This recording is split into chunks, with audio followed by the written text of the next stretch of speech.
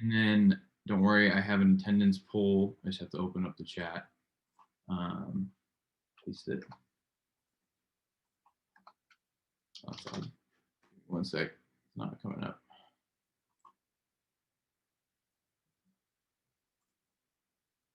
Where did it go? Oh no. Oh, wait, here it is. Aha. Okay. And then there's the attendance form in the chat for anybody who is here synchronously. And can everybody see the slide that says Wednesday on it? Good. Okay, cool. So here's also the attendance form for those watching asynchronously.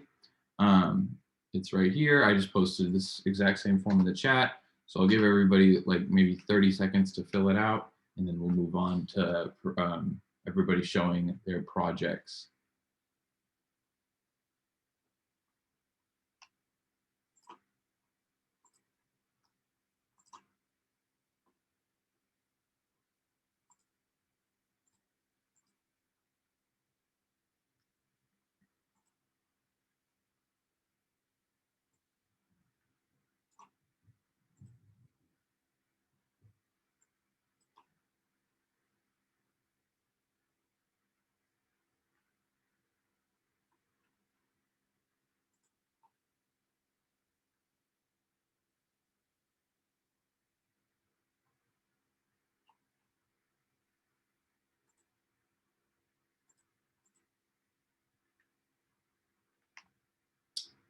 Okay, hopefully that was enough time for everybody to fill out the attendance form. If not, don't worry about it, just fill it out later.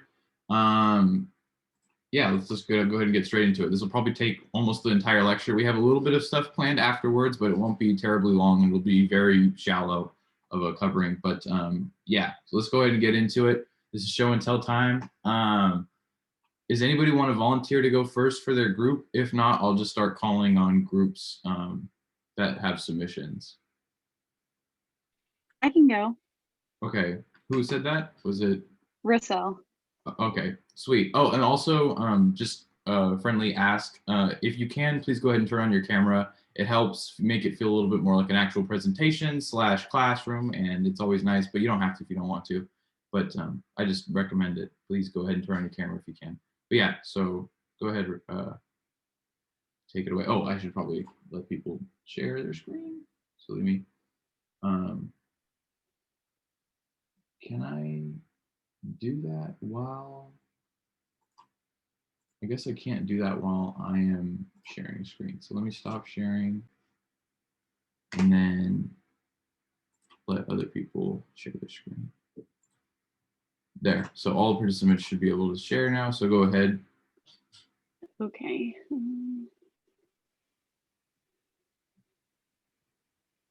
Okay, can you all see this? Yep. Okay, cool. So I decided I wanted to simulate a double pendulum, hence my very creative title, The Double Pendulum. My rationale behind it was that it's important to me because it ties into the classes that I'm taking this semester, this class, and then also my analytic mechanics class. So I'm hoping to learn more about animation with Python, and then also like in turn learn more about Lagrangian mechanics and kind of like help me in both classes.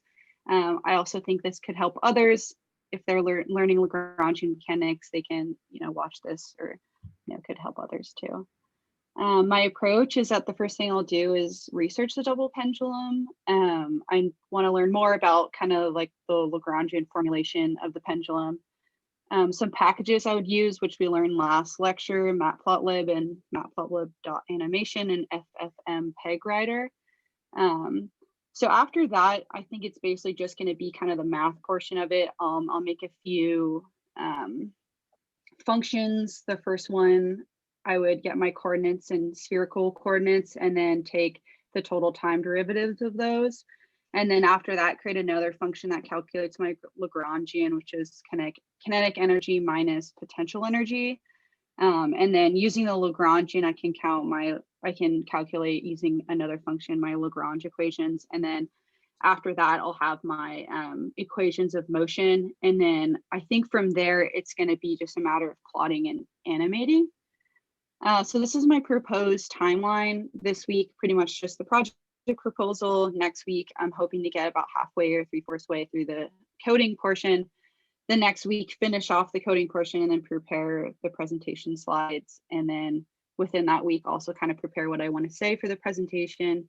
And then I have the final presentation on the 19th. That's tentative.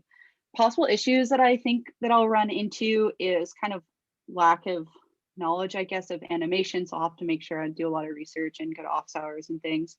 I feel pretty confident that I know the math and physics behind the pendulum, but kind of crossing that over into code, I think, is where I'll kind of face some challenges. And then also the time constraint. I've got midterm on Tuesday. Everyone knows how it goes, kind of finals, midterm season. So yeah, that's my project proposal. Great, fantastic.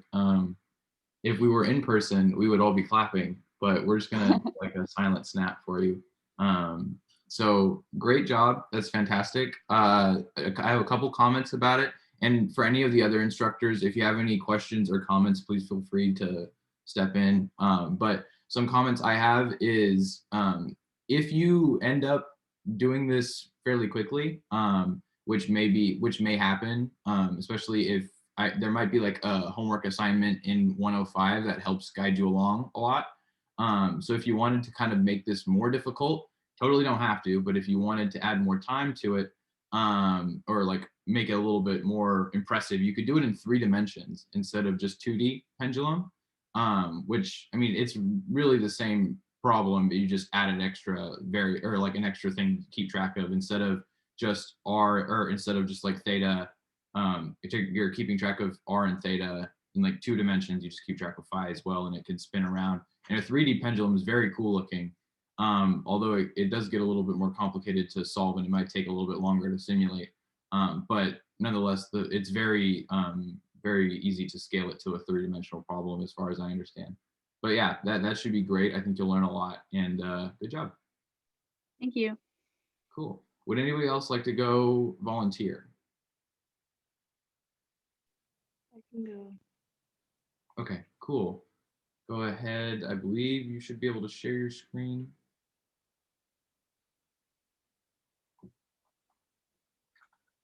Can everyone see it? Yeah. Okay, so for my project, I'm going to make a simulation of the barred spiral galaxy NGC 1300. And the reason my objective is pretty much to make this and to have sort of animation. I'll be using Python and different databases to complete this. And the reason why I want to do this is because galaxies are one of my favorite astronomical objects, and I find them really interesting. And mechanics is something that I kind of struggle with, but I also find really interesting. So I'm hoping that this project helps me to understand motion more, and also hope it pushes my abilities in Python. And for my approach, I'll be taking bits from another simulation I found, which is the link here. And they do something similar, but the shape of their galaxy is a little different. So that's something that I will have to account for. And later I kind of talk about like specific things, like I've defined like velocities and rotation curves and things like that. The subsection I have is different equations I have to use. And for my timeline, I thought it was due on April 12th, but I it's due a little bit later, so I'll have to adjust this.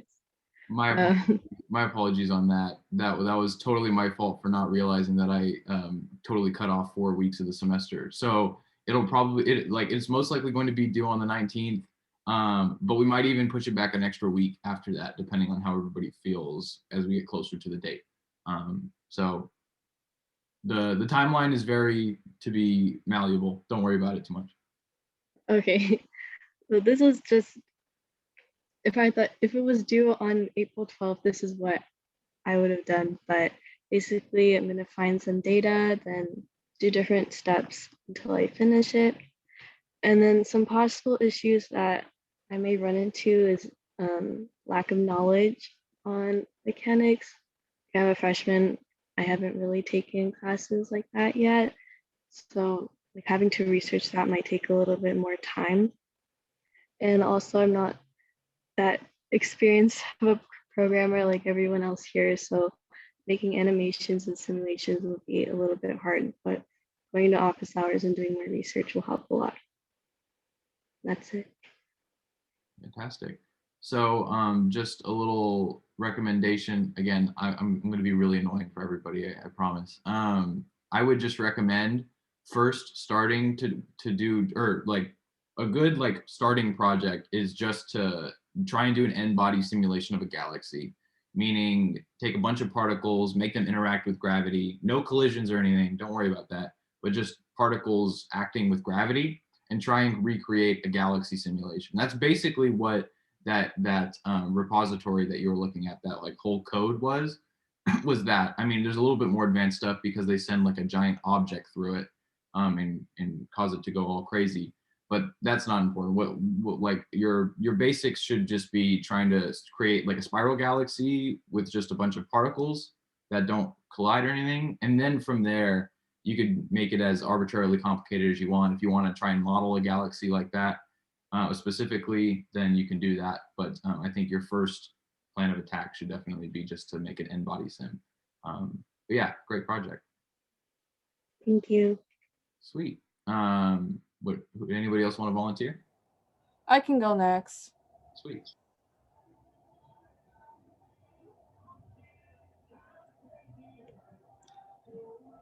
So our final project is modeling therapists or well, however you say that word, one, and I'm working with Derek and Fabi. Fabi, you can like go down. So we're choosing this one as a 3D animation because first of all, it's one of the only systems that's possible to do a 2-scale model, because all the planets are within the system are relatively close to each other and they're pretty small. And this will help us to just model it better and just to understand our knowledge of it. So to model the TRAPPIST-1 system, we're gonna compile the mass, orbital distance, and radius data of all the planets and the actual TRAPPIST-1 star to create an accurate and to scale depiction of the system. So to do that, we're gonna use a whole bunch of libraries that we've talked about, such as NumPy, Matplotlib, AstroPy, Pandas, SciPy, in order to store, manipulate, and plot the data. So then we're going to use FFmpeg to animate the system, and coding using with loops and for loops and everything to model each individual planet, and then label each planet, assign a color, and create the whole system itself. We're also going to create a code that models the tail line to give a solar system looking orbit around the star for all the planets, and give it a more animated feel. And like Alondra said, all the TRAPPIST-1 systems are all equally like close to equal size, close to Earth size. And so we want to emphasize that by also including a model Earth, like almost to the side of it, to compare all the TRAPPIST-1 planets to. And yeah, so it'll basically be like if we were modeling a solar system, except using exoplanet data.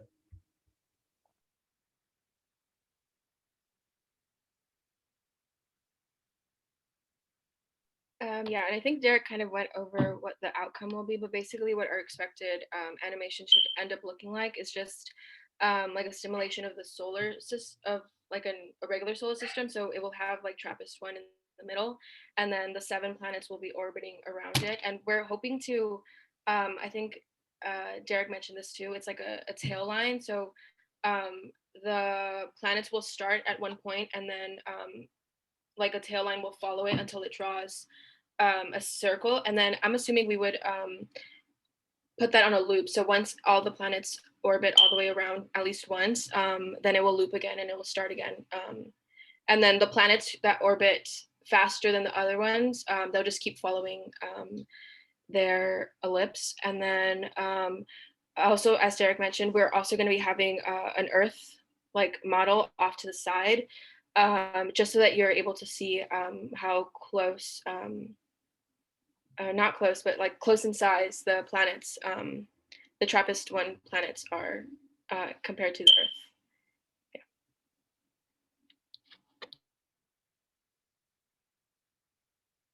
Okay, so that was the whole presentation, right? That didn't just get cut off on accident. Oh no, sorry. Yeah, we're done. Oh, okay, cool. Sorry, I'm bad at ending presentations. Yeah, we're done. No, that was great. That's great. Awesome. So TRAPPIST-1 is a very popular project. I think that was done to death last time, or like last semester. I think 4 groups did it. So I'm glad to see there's a little variety, but also I'm glad to see you guys are doing it because it's a great project. It teaches you a lot about like simulating and like solving like ODEs, which we're going to talk about today. Some recommendations I would like to give you guys, or actually I have one clarifying question. When you say you're going to have like a scale model Earth next to it, are you envisioning like a 3D type of simulation where it's like you have spheres in there, or are you imagining kind of what we talked about on Monday, where it's like a 2D plot and you're just following a trajectory with like a little dot? We were going over this when we were working on it because we're not really sure. I feel like it would be cooler to have a 3D model, and that's what I was envisioning in my head. I just don't know how we would have to do like a lot more like research trying to figure out how to do that. So I think we're going to be sticking to the 2D model, like the one we went over in a lecture on Monday. And then hopefully, I don't know, if we figure out how to do a 3D model, then I guess we could try that. Sweet. Okay. Little recommendation. We didn't really, I realized we forgot to talk about this on Monday, but there is a new resource available in B courses under the files, specifically under the resources tab in files. Isla, Emily, and Raphael were very kind, and they actually made a animation guide similar to like an ultimate plotting guide that we made, except this one's all for animation.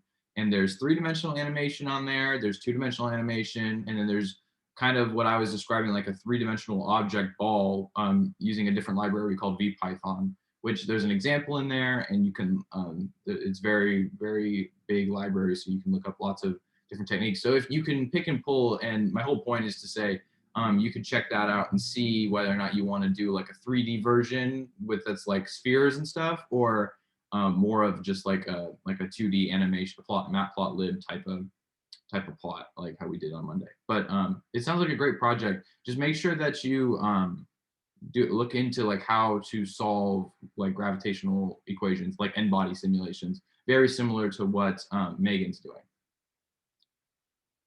Cool.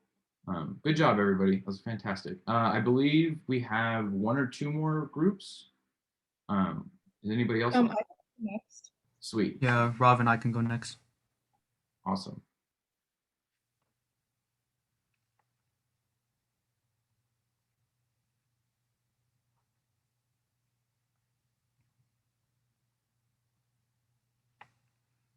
Okay, so for our project, we're working with the Gaia Space Telescope. And if you don't know what the Gaia is, it will make the largest 3-dimensional map of our galaxy and will survey over 1 billion stars. So we want to use like a portion of that data, including like the luminosities and the temperatures of each star, and plot and analyze an HR diagram. I'm sure all of you probably know what an HR diagram is. If you don't, it's a graph that shows like the brightness of stars and their temperature and their color. And we want to include some additional parameters, such as the absolute magnitude and spectral classifications of the stars. So our objective is to plot some section of the star data from Gaia to get an HR diagram. And then we can analyze that afterwards. And so this is just an example of several diagrams from the Gaia website itself. So you can see what they look like, kind of. So for our methods, we're probably going to use Gaia release 2 data because the early release 3 data doesn't have like all of the data yet. It's just like some parameters, so it won't be enough to create the graphs that we want. So they have like we were looking into this before, and they have a system that allows you to import data straight into a Jupyter notebook instead of having to like download it.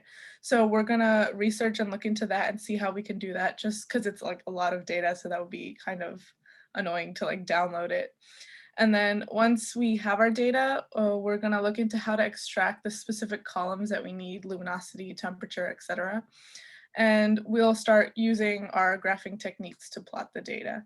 And if time permits, we are going to play around and see if we can add on like specific areas of the graph or like certain spectral classifications. So we want to see if we can impose those parts onto the graphs and so on.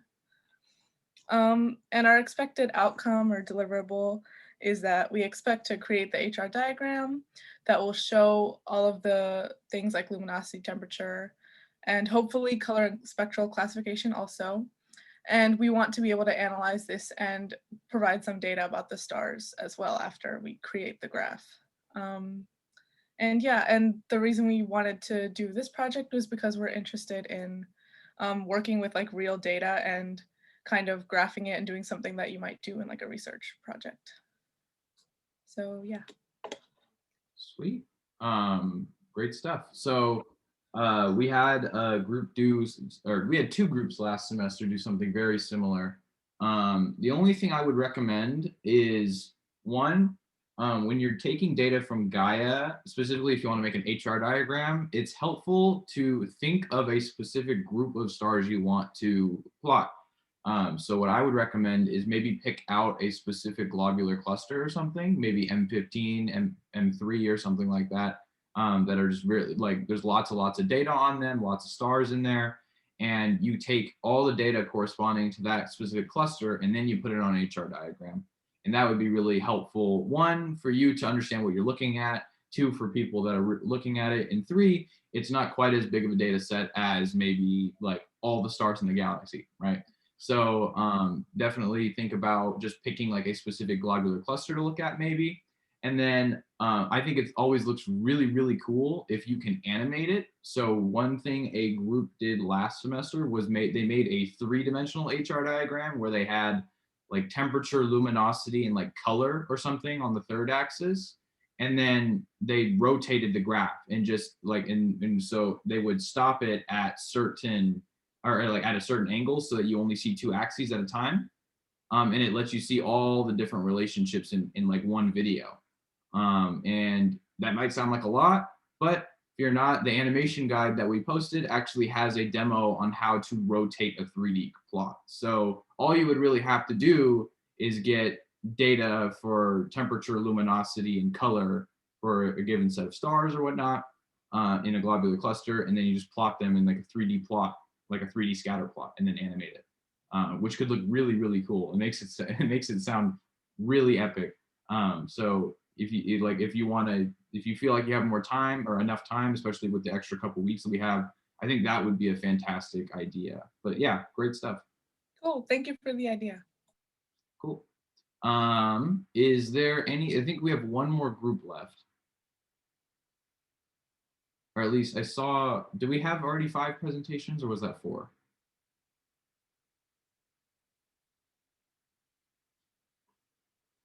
I believe that's everybody, right? Let me see. I think that might be everybody. Question mark? Hold on a second. Well, I think that's everybody. Yeah. Okay. If there's nobody else left, great job everybody with your presentations. They were all fantastic. Blew it out of the water. I think they're all going to be fantastic. I'm looking forward to seeing everybody's projects. I just want to remind you that you don't have to stick 100% to your project. So if you feel completely overwhelmed or underwhelmed, don't worry. You can always add more stuff to your project, take away stuff from your project, or, I mean, I don't really recommend this, but completely switch projects too. It's all very okay with us. We're a DeCal. We're not like crazy for grade or anything. So it's all about how much effort you want to put in and how much effort you want to put in so that other people, or so that you have like a really cool deliverable project that other people can check out. That can be featured on your CV, that could be featured on your website if you make one. And if you ever want to show your coding skills off to somebody in an email, maybe an application, it's there for you to brag about, which is really cool. So I hope everybody gets the most out of their projects, and they were all great. Now we're going to change gears. With the like 20 minutes we have left, I just want to talk about ordinary differential equations a little bit, or solving differential equations in Python. So please bear with me. It'll be a little interesting. Can everybody see the slides? Cool. Yeah, let me just give me a sec. Okay. Let's go ahead and get started. So I just want to talk about differential equations because almost everybody here is going to be doing some sort of simulation or something similar to it. And if you're not doing a simulation in this project, you're definitely probably going to see differential equations elsewhere and need to know how to deal with them numerically or analytically. We're not here to teach you how to do it analytically. That's for other classes. But numerically, we can kind of guide you along and give you some pointers. We're not going to go too in-depth in it. You're not going to have any homework assignments on it or anything like that. If you really want to learn more about it, take like Physics 77, or maybe take like a more advanced EPS 109 type of class where they talk about differential equations a little bit more in animations, and they have a bit more emphasis on that part of the class. But for our purposes, we're going to talk about differential equations. They're like literally everywhere. Anything that basically moves with time or space, or changes with time and space, is probably going to be represented by a differential equation. I took a lot of pretty pictures here. Yeah, like specifically, namely the things that come to my mind when I think of differential equations might be like diffusion, it might be the wave equation, it might be, or like to represent waves, it might be the heat equation to represent heat dissipation in a system. It could even be something as simple as Newton's second law, F equals ma. That's definitely a differential equation. Or it could just be like straight up just, dx dt is equal to v of t. That's still a differential equation. You can also think of second order differential equations. You learn about these in calculus or 5A or 7A, whatever physics classes you're in. For a spring, right? Springs are like kind of the go-to representation of differential equations.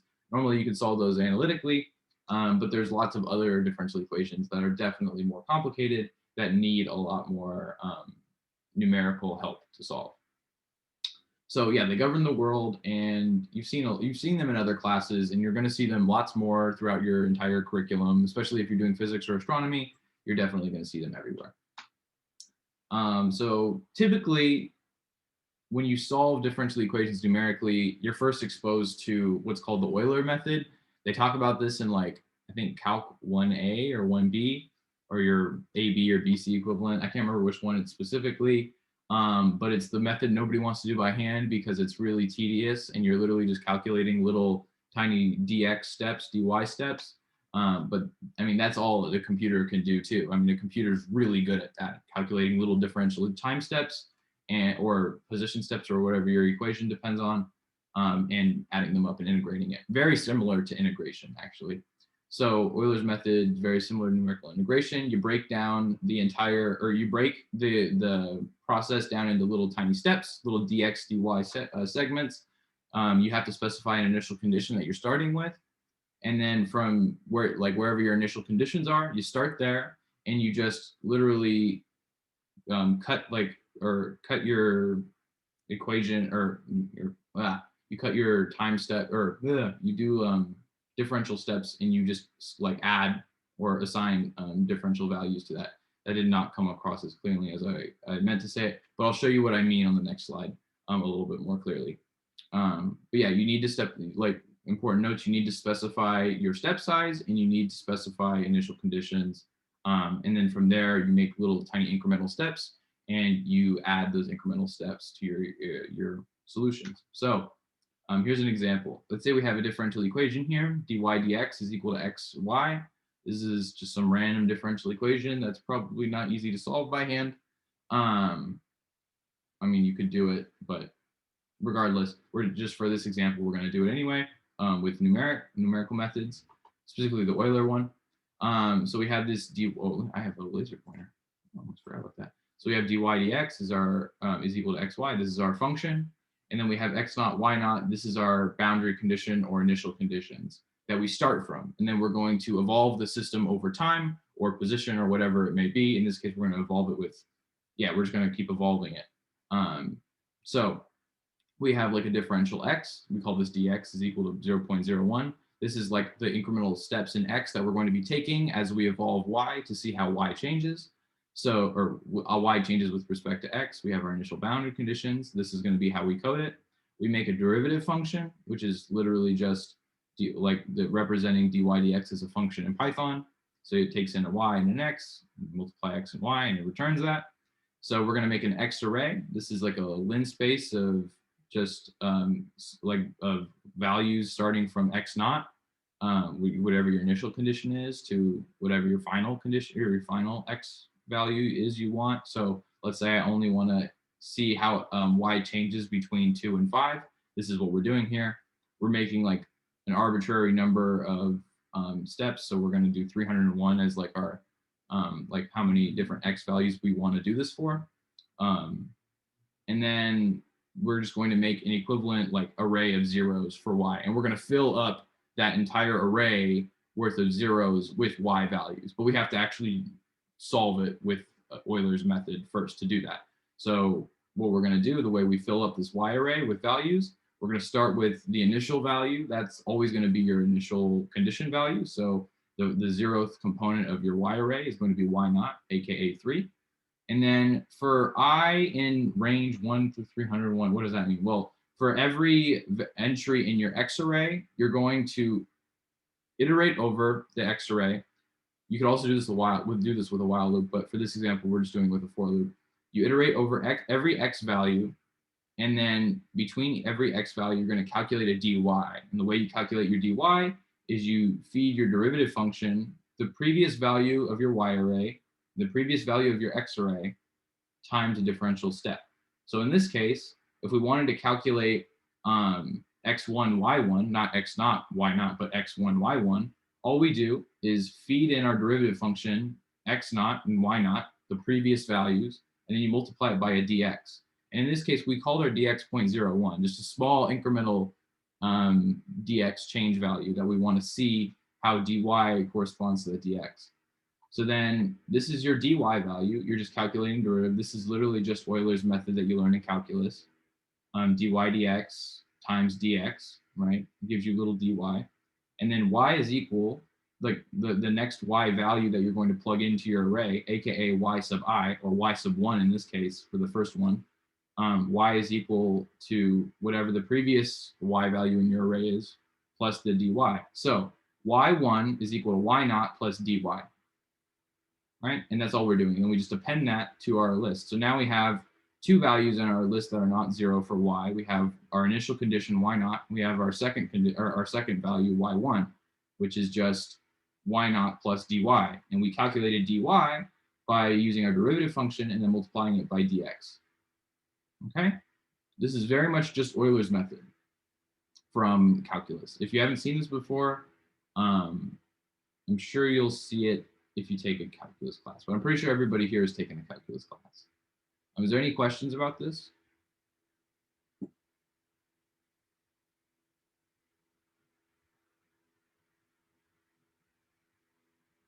Okay, if there's no questions, no worries. I just want to point out though, that Euler's method is not the most efficient.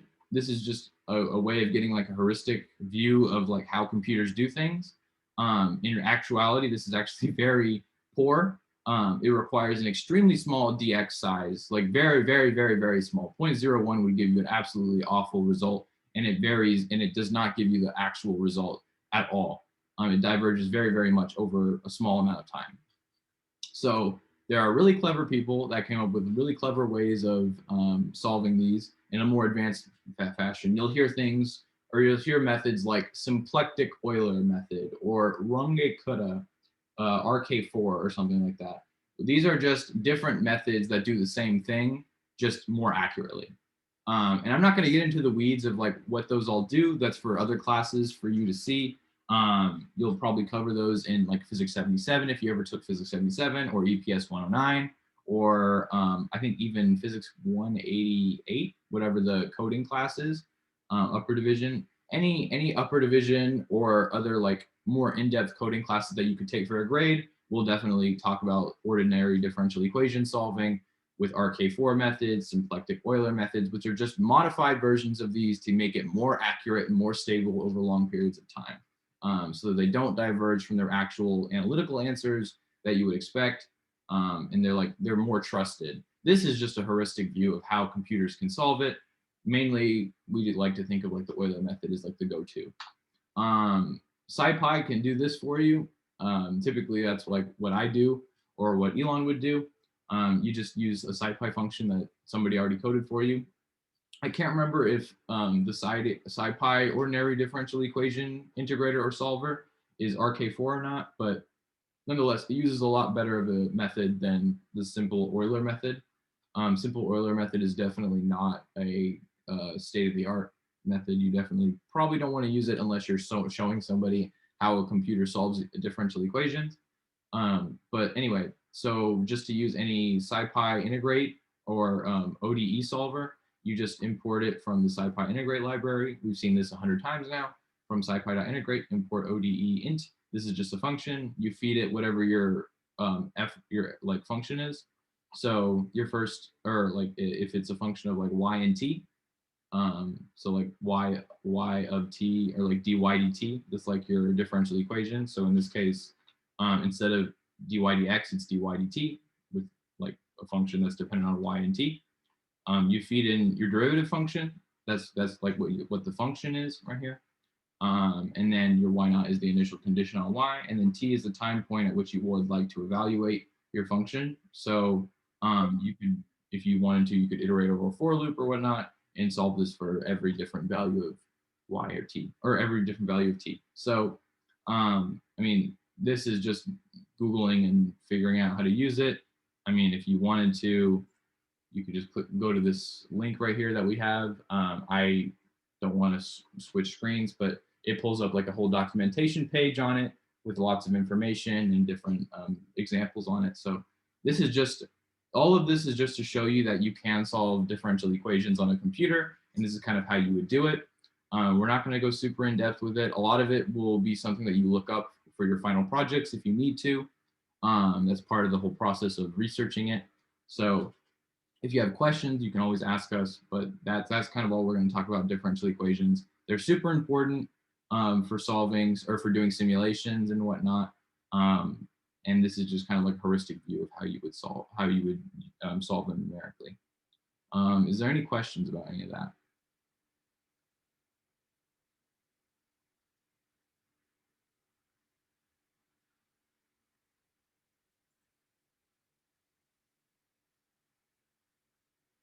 Okay, cool. Last little thing before I send you guys off, I just want to show everybody what I was talking about with the Matplotlib animation. So give me 1 second or animation notebook. I just want to pull that up for everybody so you can see what I'm talking about. Give me 1 sec.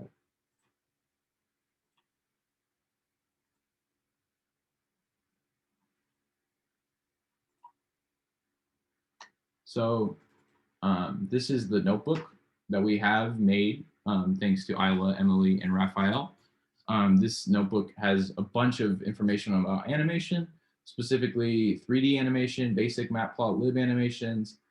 They show you how to animate like a sine wave. They show you how to animate like heat equation, like dissipation of heat in a three-dimensional system. It's very, very cool stuff. It's pretty in-depth. It has lots of different examples for you. It also has examples of rotations, how to rotate axes so that you can see like a 3D graph in different views, which is really useful. And then there's like a whole VPython section that shows like how to do like 3D shapes in Python. that is more interactive, and it's very neat. It's a very niche library, though. It's kind of only meant for that. So use it at your own risk for any groups that are interested in it. There's a lot of Googling you have to do. I feel like the only person who really knows about it more than anybody here is Raphael. So if you have any questions, go to his office hours for that. He'll definitely be able to help you a lot with Python. And there's a really cool, fun example that that Isla and Emily put together about animating fractals. So if you don't know what a fractal is, I highly recommend you Google it because they're pretty cool. They're very nerdy math things. Like Numberphile and 3 Blue 1 Brown have great videos on them. But this exercise lets you animate fractals in a really pretty way. I'll let you explore what those are. All you have to do is just follow like downloading this FFmpeg install. Like you have to install this into your computer. But once you do that, you could literally just run this whole notebook. It'll save a lot of pretty videos on your computer. And I promise you won't be disappointed. They're very cool. But yeah, this is all available under B courses. If we go to files, under resources, there's an animation guide right here. Go ahead and download that and run that on your computer, and I promise you won't be disappointed. If you have any questions, feel free to email us or make a post on the Discord. But yeah, that's all I had for lecture today. I hope everybody had a good time, and I will see you next week. Thanks for coming. Thank you.